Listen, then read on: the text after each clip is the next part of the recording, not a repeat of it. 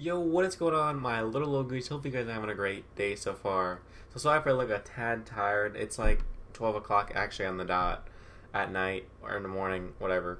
Um, and I just finished Back to the Future 3, and I've obviously seen them before. Obviously, I've said this repeatedly.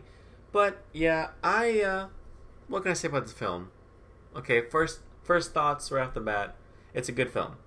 I do think in some areas it's better than Back to the Future 2, but in some areas it's not, if that makes any sense. Like, this is obviously personal preference, but pretty much the main plot line continues right from Back to the Future 2, and he goes back to the, 1950, 1955, oh god, I'm going to confuse myself, 1955, um, uh, Marty goes back to the 1955 Doc that just took 1955 Doc to 1985, or 1955 Marty to it's supposed to be 1985. You know what I mean when you see the film. You know exactly what I'm talking about.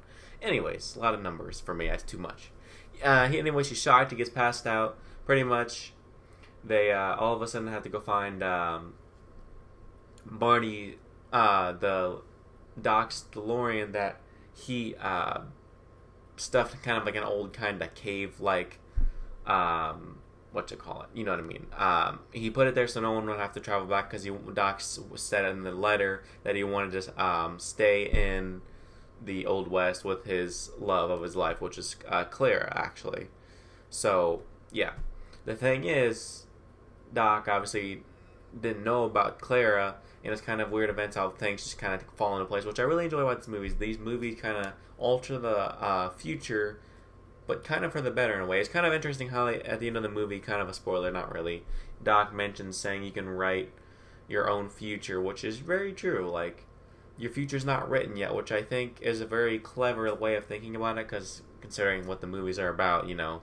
But yeah, pretty much, all the cast returns, pretty much, which I really enjoy. I don't think the dad is, because in the second one, Marty's dad is actually a different actor, if I'm not mistaken, or it's not like the same guy playing him, and there was like some weird things in the background. And same with the third one. He's just, if he, I don't know if this is kind of a slight detail, but you guys at the end of Back to the Future 3, this one, you can see the dad kind of standing in the back right at the end at Marty's house, and it's clearly not him. You can tell they did a good job on the makeup, but you can just tell it's not Marty's dad. So just kind of a little bit of a thing I noticed there. The thing that this film really, I think, excels at is kind of not convoluting the plot. Meaning, like in Back to the Future 2, don't get me wrong, it's an enjoyable film, but there's a lot going on with all these separate timelines, and you gotta think about, oh, this happened in the first one, oh, this one's happening now, this one's happening now, sorry, I stuttered. So, and then in the Back to the Future 3, pretty much it doesn't really involve the other two plot lines as much. It really just has in the beginning, and then it's kind of like their own story for like the rest of the movie. So really, it's a simple, very simple plot that takes place in a western. And I really enjoy the fact how they have a lot of callbacks actually to the previous two films, and all the Back to the Future films all kind of reference one another in a way, which is really unique, and I really enjoy that. What was I gonna say? But I do think this film actually has the most heart out of all three of them, which is kind of odd to say.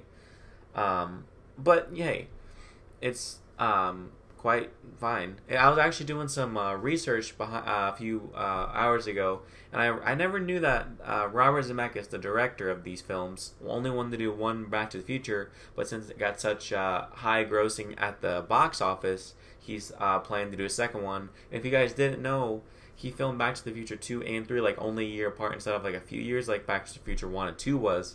So I feel like the audience would have gone crazy if, since they got like that trailer teaser snippet at Back to the Future at the end of the Back to the Future 2, they probably went nuts in the theaters because we didn't have any crazy online leakers pretty much back then as much as we do now, especially. So I feel like that'd have been an awesome thing to do. But really, this film does work. I'm not a big Western person, to be completely honest with you guys, but it works. It does. I'm not trying to spoil too much. I'm sure you guys have seen the movie. I mean, it's an old movie, a friggin' 20-year-old movie. But yeah, what are my final thoughts on the movie? It's a good movie, a tad bit slow, but it works for what it's trying to go for. Slower, but more simple plot. So obviously, watch the movie, you know exactly what I mean.